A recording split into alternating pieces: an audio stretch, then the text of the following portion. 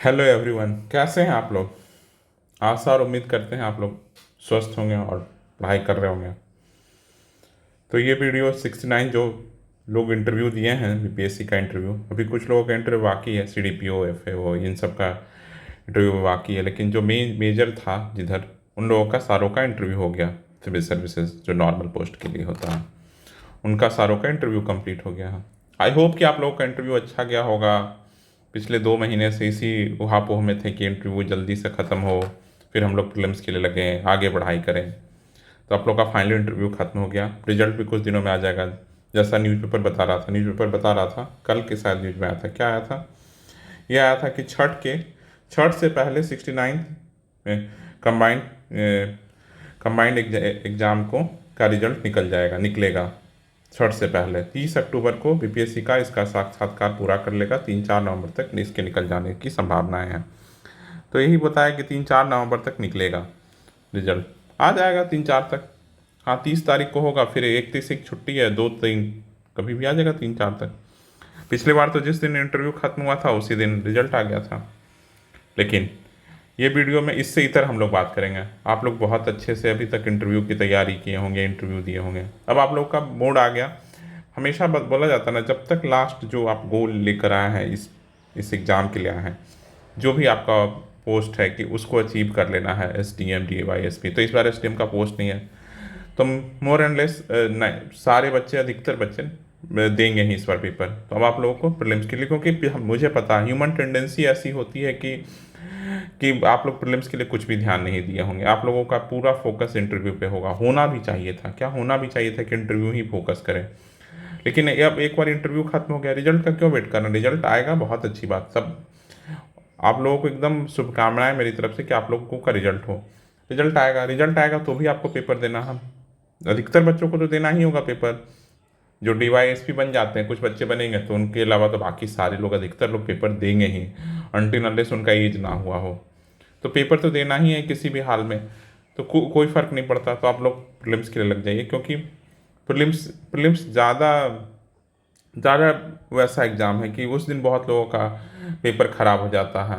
हर साल यूपीएससी में होता है कि जो इस साल मेंस इंटरव्यू सेलेक्टेड लोगों का पेपर नहीं होता प्रीलिम्स, इसी तरह यहाँ भी होता है कि हो सकता है कि बहुत लोगों का नहीं हो, क्योंकि कुछ बच्चे आएंगे। लेकिन कॉन्फिडेंस तो है ही कि 3-3.5 हज़ार बच्चों में आ गए, तो इस बार 20-21 हज़ार बच्चों में आ ही जाएंगे।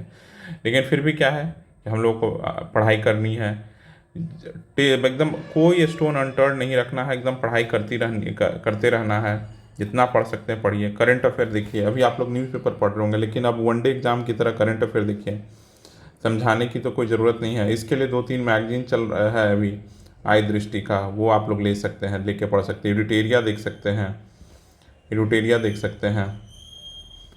और जो बेसिक कॉन्सेप्ट वाले बुक हैं उसको एक बार देख लीजिए, अगर आप लोग नहीं देखे हैं पिछले 2 महीने से, क्योंकि मेजर फोकस आप लोगों का ऑप्शनल और करंट अफेयर पे होगा।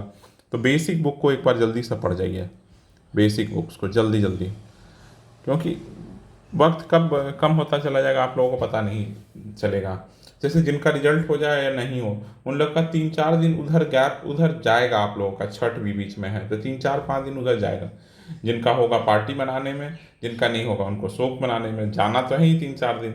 तो अभी से थोड़ा 3-4 दिन पहले से पढ़ लीजिए, कुछ जाता नहीं है, पढ़ना तो है ही।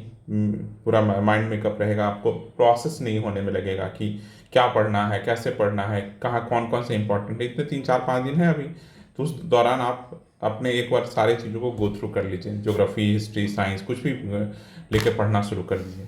इससे क्या होगा कि आप एक फ्लो में आ जाइएगा, प्रीलिम्स मोड में आ जाइएगा। मोड में आना बहुत ज़रूरी है। हम लोग मोड से आउट हो जाते हैं ना, हर एग्ज़ाम का एक अपना मोड होता है।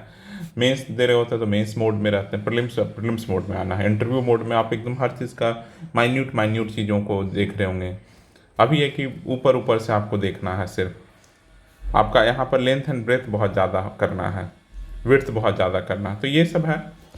तो आप लोगों को एकदम अब तैयार हो जाना है, एकदम आप उस मोड में चले जाना है। इंटरव्यू मोड ख़त्म कीजिए और प्रीलिम्स मोड में आइए। जितना पढ़ सकते हैं पढ़ना शुरू कीजिए, धीरे धीरे पढ़िए, जितना भी 2-3-4 घंटे जितना पढ़ सकते हैं।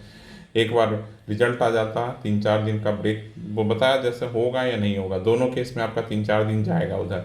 तो उस ब्रेक के बाद जिनका हो गया वो भी पढ़ेंगे, जिनका नहीं हुआ वो भी पढ़ेंगे। फिर तो इस दौरान ये जो 7-8-10 दिन है, आज से लेकर 27 से लेकर छठ 8 तक 11-12 दिन है। तो 11-12 दिन तक आप उस मोड में चले जाइए कि प्रीलिम्स मोड में आ जाए, कि एक बार छठ के बाद आप लोग एकदम फुल फ्लेश तैयारी शुरू कर दें। चलिए मस्त पढ़िए।